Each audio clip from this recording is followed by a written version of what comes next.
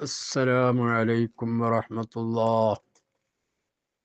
بسم الله الرحمن الرحيم. الحمد لله الذي أنعم علينا وهدانا إلى دين الإسلام،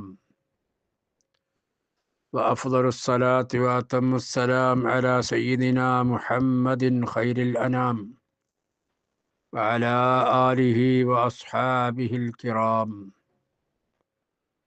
പ്രിയമുള്ള സഹോദരങ്ങളെ,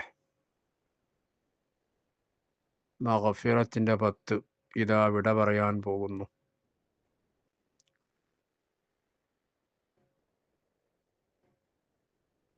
എൻ്റെ നഫ്സിനോടും എൻ്റെ ശ്രോതാക്കളായ സുഹൃത്തുക്കളോടും ചോദിക്കുന്നൊരു ചോദ്യം: നമ്മൾക്ക് മഗ്ഫിറത്ത് നേടിയെടുക്കാൻ സാധിച്ചോ? റഹ്മത്തിൻ്റെ 10 വിട പറഞ്ഞു, റഹ്മത്ത് ലഭിച്ചോ? അതിനു വേണ്ടി നമ്മൾ വല്ലതും ചെയ്തോ എന്ന് ചോദിച്ചാൽ എന്താണ് സഹോദരങ്ങളെ നമുക്ക് പറയാനുണ്ടാകുക? എന്താണ് റബ്ബിൻ്റെ റഹ്മത്ത് നേടിയെടുക്കാൻ വേണ്ടി അല്ലെങ്കിൽ മഗ്ഫിറത്ത് നേടിയെടുക്കാൻ വേണ്ടി നമ്മൾ ചെയ്തത് ഈ മാസത്തിൽ? പ്രത്യേകിച്ച് മഗ്ഫിറത്തിൻ്റെ 10 മഗ്ഫിറത്ത് നേടാൻ വേണ്ടി നമ്മൾ എന്ത് ചെയ്തു എന്ന് ചോദിച്ചാൽ ചിലപ്പോൾ ഒന്നും ചെയ്തിട്ടില്ല എന്നായിരിക്കും നമുക്കെല്ലാവർക്കും പറയാനുണ്ടാകുക. വളരെ ഗൗരവത്തിലെടുക്കേണ്ട ഒരു വിഷയമാണ്. ഈ മാസത്തിൽ, റമദാൻ മാസത്തിൽ മഗ്ഫിറത്ത് ലഭിച്ചില്ലെങ്കിൽ പിന്നെ എപ്പോൾ കിട്ടാനാ? റസൂലുള്ളാഹി സ്വല്ലല്ലാഹു അലൈഹി വസല്ലമ തങ്ങൾ പഠിപ്പിച്ച ഹദീസിൽ കാണാം: ബുഅദൻ ലിമൻ അദ്റക റമദാന ഫലം യുഗ്ഫർ ലഹ്. റമദാൻ എത്തിച്ചിട്ട് അവൻ്റെ ദോഷം പൊറുപ്പിക്കപ്പെട്ടില്ലെങ്കിൽ അവന് വിദൂരമാക്കട്ടെ. ഇദാ ലം യുഗ്ഫർ ലഹു ഫീഹി ഫമതാ. റമദാനിൽ പാപം പൊറുക്കപ്പെട്ടില്ലെങ്കിൽ പിന്നെ എപ്പോഴാണ് എന്നാണ് ചോദിക്കുന്നത്. പിന്നെ എപ്പോഴാണ് മഗ്ഫിറത്ത് നേടിയെടുക്കാനുള്ള അവസരം? പ്രിയമുള്ള സഹോദരങ്ങളെ, റസൂലുള്ളാഹി സ്വല്ലല്ലാഹു അലൈഹി വസല്ലമ തങ്ങൾ സഹാബത്തുൽ കിറാമിനോട് പറഞ്ഞു, നിങ്ങൾ മിമ്പറിൻ്റെ അടുക്കൽ ഹാജരാവുക.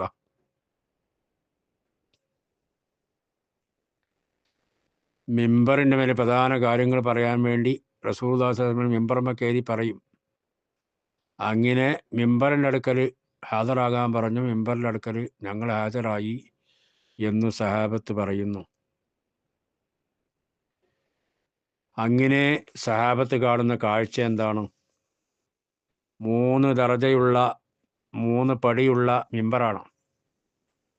ഒന്നാമത്തെ പടിയിലേക്ക് കയറിയപ്പോൾ റസൂലുള്ളാഹി സ്വല്ലല്ലാഹു അലൈഹി വസല്ലം തങ്ങൾ ആമീൻ എന്ന് പറഞ്ഞു. രണ്ടാമത്തെ പടിയിൽ കയറിയപ്പോഴും അതേപോലെ ആവർത്തിച്ചു ആമീൻ. മൂന്നാമത്തെ പടിയിൽ കയറിയപ്പോഴും ആമീൻ എന്ന് പറഞ്ഞു. അങ്ങനെ റസൂലുള്ളാഹി സ്വല്ലല്ലാഹു അലൈഹി വസല്ലം തങ്ങൾ മിമ്പറമ്മെന്ന് ഇറങ്ങിയപ്പോൾ ഞങ്ങൾ ചോദിച്ചു, സഹാബത്ത് പറയാണ്, യാ റസൂലല്ലാഹ്, അള്ളാഹുവിൻ്റെ റസൂലേ, ലഖദ് സമീനാ മിൻകൽ യൗം ശൈഅൻ മാ കുന്നാ നസ്മഉ. മിമ്പറമ്മ കയറി തങ്ങൾ ഉപദേശിക്കാറൊക്കെ ഉണ്ട്, പക്ഷെ ഇന്ന് ഞങ്ങൾ മുമ്പൊന്നും കേൾക്കാത്ത ഒരു സംഗതി കേട്ടല്ലോ. അപ്പോൾ റസൂലുള്ളാഹി സ്വല്ലല്ലാഹു അലൈഹി വസല്ലം തങ്ങൾ പറയാണ്, ഇന്ന ജിബ്രീല അറദലി. ഒന്നാമത്തെ പടിയിലേക്ക് കയറിയപ്പോൾ ജിബ്രീൽ അലൈഹിസ്സലാം എന്ന മലക്ക് എൻ്റെ അടുക്കൽ പ്രത്യക്ഷപ്പെട്ടു. എന്നിട്ട് പറഞ്ഞു, ബഅദ മൻ അദ്റക റമദാൻ ഫലം യുഗ്ഫർ ലഹ്. റമദാൻ എത്തിച്ചിട്ട് അവൻ്റെ പാപം പൊറുക്കപ്പെട്ടിട്ടില്ലാത്തവൻ വിദൂരമാവട്ടെ അള്ളാഹുവിൻ്റെ റഹ്മത്തിനെ തൊട്ട് എന്ന് പറഞ്ഞപ്പോൾ ഞാൻ ആമീൻ എന്ന് പറഞ്ഞു.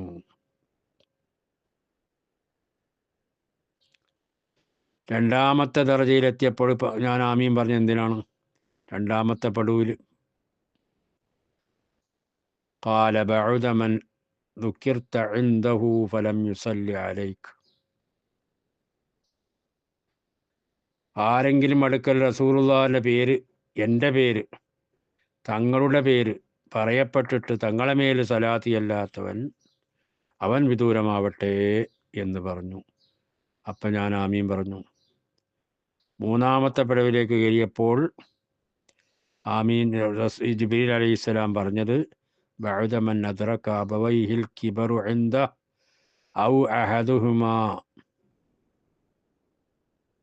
ഔ അഹദഹുമാ ഫലം യുദ്ഖിലാഹുൽ ജന്ന. മാതാപിതാക്കൾ വാർദ്ധക്യത്തിലായിട്ട് അവർ ജീവിതകാലത്തെത്തിച്ചു. ഒരുത്തൻ്റെ ജീവിതത്തിൽ മാതാപിതാക്കളെ വാർദ്ധക്യത്തിലെത്തിച്ചു.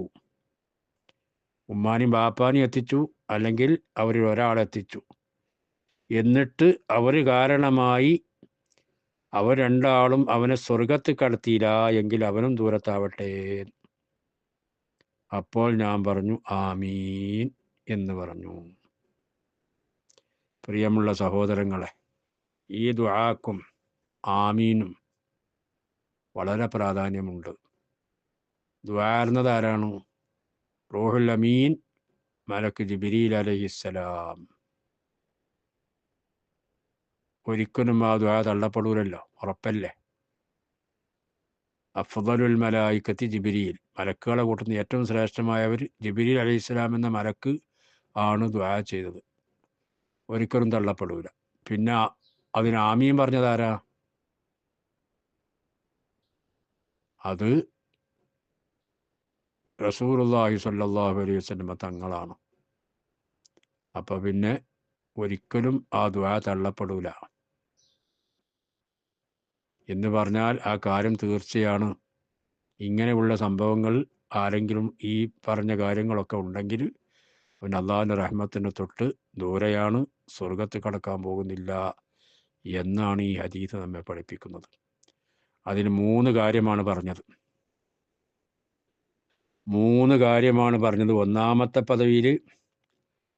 ഒന്നാമത്തെ പടിയിലെത്തിയപ്പോൾ ആമീൻ പറഞ്ഞത് എന്തിനാണ്? റമദാൻ മാസം എത്തിച്ചിട്ട് ഒരാൾക്ക് ദോഷം പൊറുക്കപ്പെട്ടില്ല. റമദാനൊക്കെ അവൻ എത്തിച്ച് അവൻ്റെ ജീവിതകാലത്ത് റമദാൻ കിട്ടി. എന്നിട്ട് ആ റമദാൻ അങ്ങനെ കഴിഞ്ഞു പോവുകയും ചെയ്ത് ഇവൻ്റെ ദോഷത്ത് പൊറുക്കപ്പെട്ടിട്ടില്ല എന്നുണ്ടെങ്കിൽ അവൻ അള്ളാഹുവിൻ്റെ റഹ്മത്തിനെ തൊട്ട് വിദൂരമാണ്.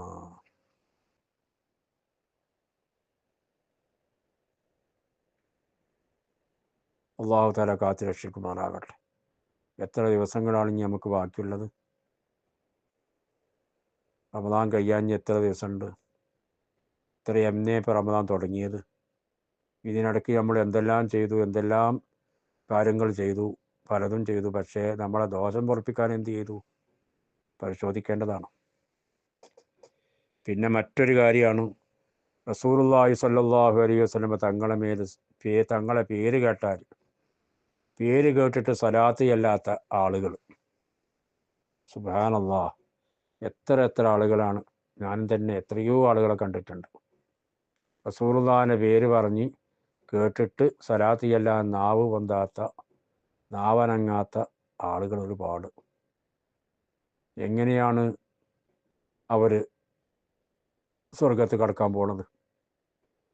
ലോകത്തിൻ്റെ നേതാവായ അഷ്റഫുൽ ഖൽഖ് സല്ലല്ലാഹു അലൈഹി വസല്ലം തങ്ങളെ പേര് കേട്ടില്ലെങ്കിൽ തന്നെ റസൂലുള്ളാഹിൻ്റെ പേരിൽ സ്വലാത്ത് ചെല്ലണം എന്ന് അള്ളാഹു തആല നിർദ്ദേശിച്ചത്. ആ നബിയുടെ പേര് കേട്ടിട്ട് പോലും സ്വലാത്ത് ചെല്ലാൻ നാവ് പൊന്താത്തവൻ്റെ അവസ്ഥ പിന്നെ എന്തായിരിക്കും? പിന്നെ അവനിക്ക് എവിടുന്ന് സ്വർഗം കിട്ടാനാ? റസൂലുള്ളാഹി സ്വല്ലല്ലാഹു അലൈഹി വസല്ലം തങ്ങൾ പഠിപ്പിച്ച ഹദീസിൽ കണ്ടേ, ഏറ്റവും വലിയ പിശുക്കനാരാ?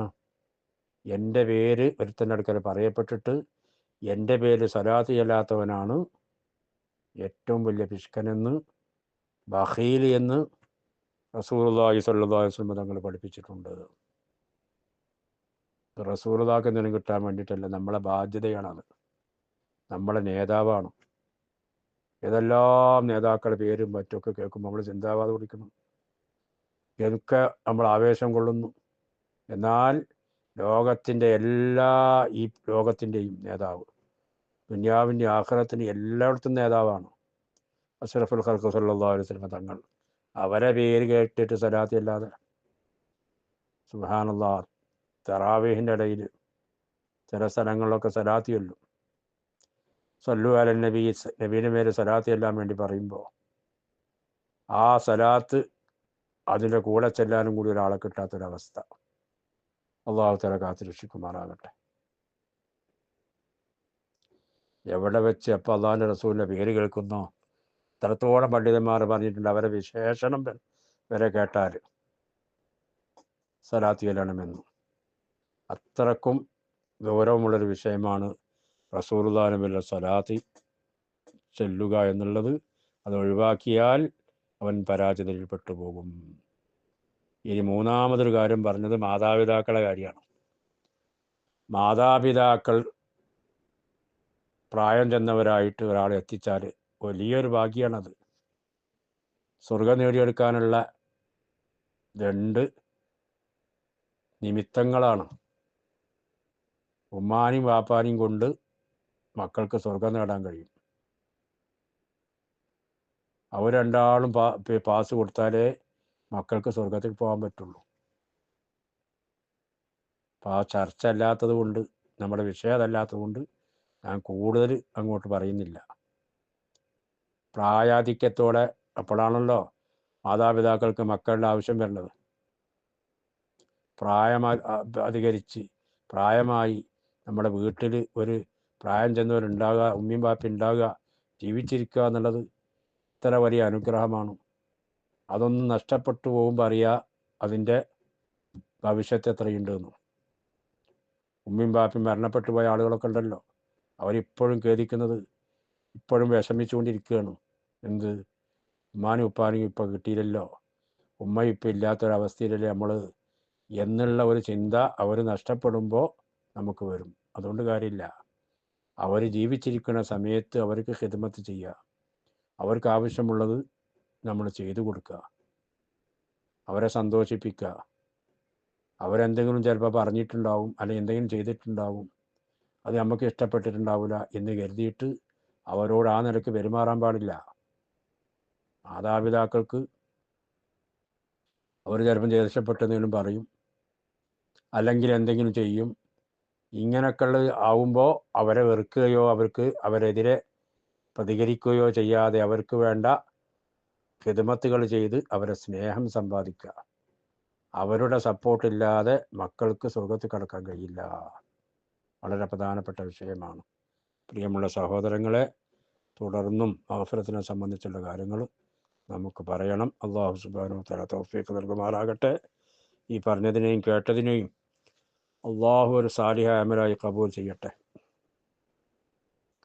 റഹ്മാനായ റബ്ബേ, ഞങ്ങളുടെ എല്ലാ തെറ്റുകുറ്റങ്ങളും നീ മാഫാക്കണേ അല്ലാ, നീ മാഫാക്കണേ അല്ലാ.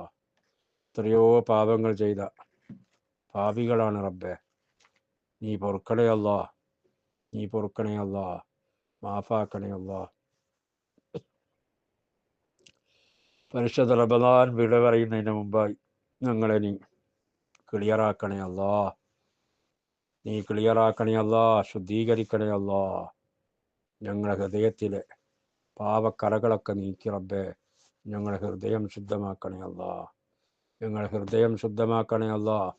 റഹ്മാനായ റബ്ബേ, എത്രയോ ആളുകളെ നീ നരകത്തുനിന്ന് മോചിപ്പിച്ചുകൊണ്ടിരിക്കുന്ന ആ കൂട്ടത്തിൽ പാപികളായ ഞങ്ങളെയും ഞങ്ങളിൽ നിന്ന് വിട പറഞ്ഞു പോയ മാതാപിതാക്കൾ, സഹോദര സഹോദരിമാർ, മറ്റ് ബന്ധമിത്രാദികൾ, എല്ലാ മുഅ്മിനീങ്ങളെയും നീ ഉൾപ്പെടുത്തണേ അല്ലാ. അവരെയും ഞങ്ങളെയും റബ്ബേ സ്വർഗാവകാശികളിൽ ഉൾപ്പെടുത്തണേ അല്ലാ. നരകം തൊടാതെ സ്വർഗത്തിലെത്തിക്കണേ അല്ലാ. റഹ്മാനായ റബ്ബേ, ഈ പരിശുദ്ധമായ റമദാൻ അവസാനത്തെ റമദാനാക്കല്ല റബ്ബേ. ഒരുപാട് റമദാനുകൾ അനുഭവിക്കാനുള്ള സൗഭാഗ്യവും ദീർഘായുസ്സും ആഫിയത്തും ഞങ്ങൾക്കും ഞങ്ങളോട് ബന്ധപ്പെട്ട എല്ലാവർക്കും നീ നൽകണേ അല്ലാ. ഞങ്ങളുടെ കുടുംബത്തിൽ നിന്ന് മരണപ്പെട്ടു പോയ എല്ലാവർക്കും മഗ്ഫിറത്ത് നൽകണേ അല്ലാ. റബ്ബേ, ഗൾഫ് മേഖലയിൽ നീ സമാധാനം നൽകണേ അല്ലാ. റബ്ബേ, ഗൾഫ് മേഖലയിൽ സമാധാനം നൽകണേ അല്ലാ.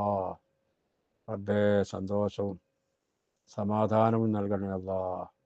എല്ലാവിധ ആഫത്ത് മുസീബത്തുകളെ തൊട്ടും റബ്ബേ ഗൾഫിലുള്ള ആളുകളെയും മറ്റ് നാടുകളിൽ വസിക്കുന്നവരെയും നീ കാക്കണേ അല്ലാ. മുസ്ലിമീങ്ങൾക്ക് ഇസ്സത്ത് നൽകണേ അല്ലാ. എല്ലാ മുഅ്മിനീങ്ങൾക്കും മുഅ്മിനാത്തിനും പൊറുക്കണേ അല്ലാ. آمين برحمتك يا أرحم الراحمين. وصلى الله وسلم على سيدنا محمد وآله وصحبه أجمعين. سبحان ربك رب العزة عما يصفون وسلام على المرسلين والحمد لله رب العالمين.